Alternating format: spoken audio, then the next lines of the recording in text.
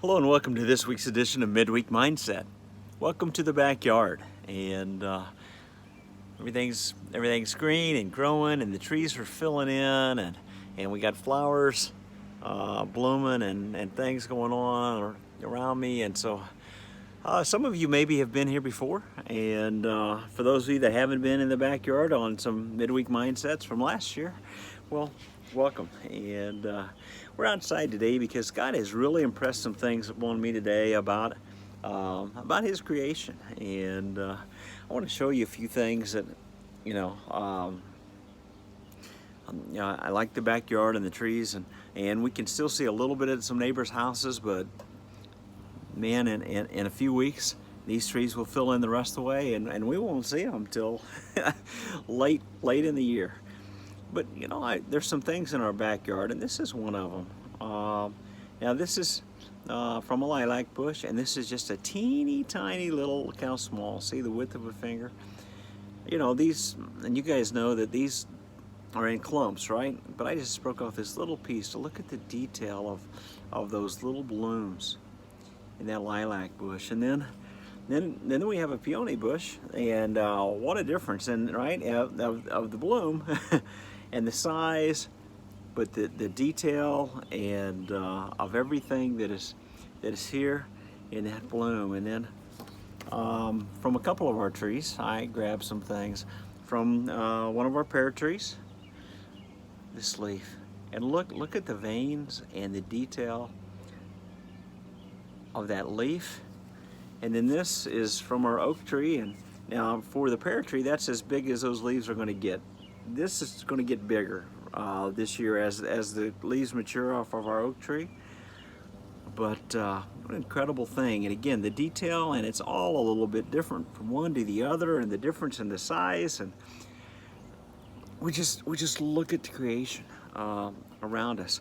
You look at me today and you say, wow, you kind of look a mess. Yeah, I do. I still got helmet head a little bit for my bicycle helmet, and I have been sweating, and because I just got back from a bike ride.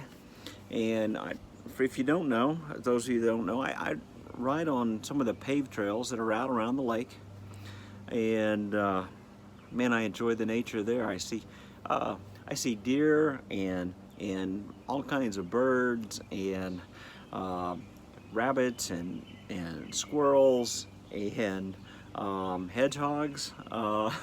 Sometimes see snakes occasionally, but all kinds of different animals and different trees and different everything, going around the lake. And it just really brought me back. I want to read a few verses for you today.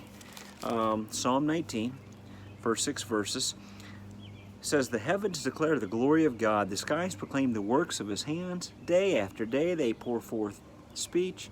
Night after night they display knowledge. There is no speech or language where their voice is not heard. Their voice goes out into all the earth, their words to the ends of the world. In the heavens he has pitched a tent for the sun, which is like a bridegroom coming forth from his pavilion, like a champion rejoicing to run his course. It rises at one end of the heavens and it makes its circuit to the other. Nothing is hidden from its heat." And it's talking about in God's creation and how it speaks, and it transcends languages, right? All around the world we see the creation in heaven. Psalm 104, verse 24-25. "How many are your works, O Lord? In wisdom you made them all. The earth is full of your creatures.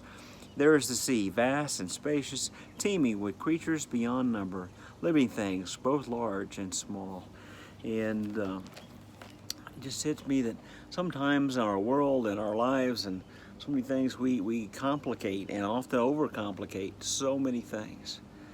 And God is evident all around us. He shows the evidence of his reality to us in his creation and all that we experience in this life.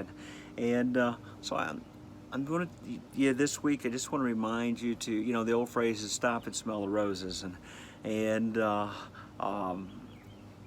look at creation. And whether it's the walk in the woods or the bike ride or sitting on a bench in the park or out on your deck in the back or wherever it is that you can watch and appreciate the creation and thank God for His creation, and thank God that in His creation He shows us His greatness and His detail on every little thing and how perfect it is, and that be reminded then that the God that created all of these things created you and I.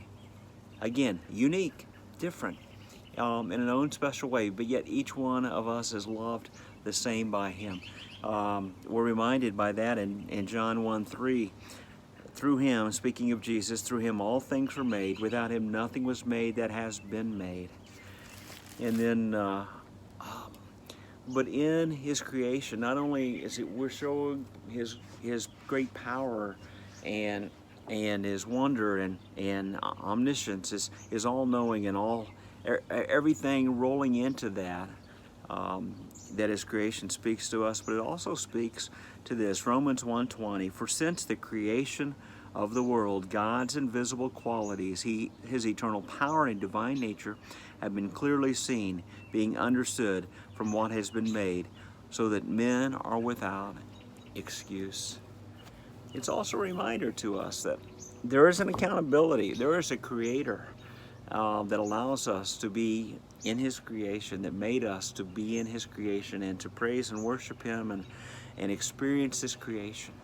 But there's also an accountability that we have to Him, to acknowledge Him as Creator, to acknowledge Him as our God, and to acknowledge that His creation even calls out to us that we would acknowledge God and receive Him in the forgiveness that we have in Christ, that we would receive Him and acknowledge a Creator. So take time, pause, and look at the world around you, the creation around you. Have a great week. Thanks.